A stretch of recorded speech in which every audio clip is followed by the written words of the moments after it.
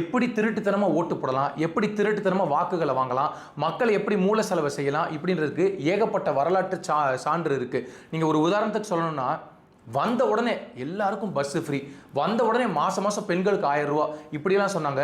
ஆனால் வந்த உடனே குறிப்பிட்ட பஸ்ஸில் தான் போகணும் அப்படின்னு ஒரு செக் பாயிண்ட் வச்சாங்க.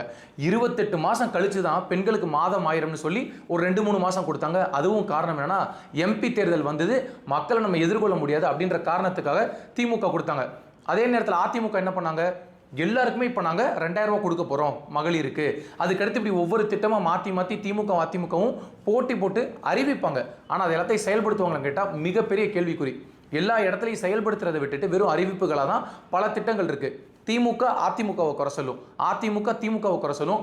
அவங்க 2 பேரும் சொல்கிறது உண்மைதான். இவங்க 2 பேருமே மக்களுக்கு நல்லது செய்ய வரல. அவங்கவுங்க வாழ்க்கையை நல்லபடியாக உயர்த்தணும், 4 தலைமுறைக்கு சொத்து சேர்க்கணும். இது மட்டும்தான் அவங்களோட எண்ணமாக இருந்திருக்கு. இப்போ தேர்தல் வருவதற்கு முன்பாக எந்த யூடியூபை திறந்தாலும் கொடூரத்தின் உச்சம் ஒன்று ஸ்டாலின் விளம்பரம், இல்லை எடப்பாடி விளம்பரம். இவங்க 2 பேரும் நான் தான் புனிதன், நான் தான் புனிதன்னு போட்டி போட்டு சொல்லிட்டு இருக்காங்க. ஒரு நல்ல மனுஷன் நல்ல ஆட்சி செஞ்சிருக்கான், அவன் மக்களுக்கு நல்லது செஞ்சிருக்கானா மக்களுக்கு ஞாபகம் வரணும். ஆமாம், இபிஎஸ் இந்த நல்லது செஞ்சிருக்காரு, ஸ்டாலின் இது நல்லது செஞ்சிருக்காருன்னு. இபிஎஸ் அப்படின்னு நினைச்சாலே தூத்துக்குடி துப்பாக்கிச்சூடு, சாத்தான்குளம் வழக்கு, பொள்ளாச்சி பாலியல் வழக்கு. ஐயா ஸ்டாலின் எடுத்துக்கிட்டா திருப்பூணம் அஜித்குமார் வழக்கு, அண்ணா யூனிவர்சிட்டி பாலியல் வழக்கு, விளாத்திக்குளம், இப்படி எண்ணற்ற விஷயங்கள் தான் ஞாபகம் வருதே தவிர எங்களுக்கு இது நல்லது செஞ்சு கொடுத்தாங்க, இவர் நல்லபடியாக மக்கள் வாழ்க்கையை உயர்த்தினாரு அப்படின்னு ஞாபகம் வர்றதுக்கு எதுவுமே கிடையாது.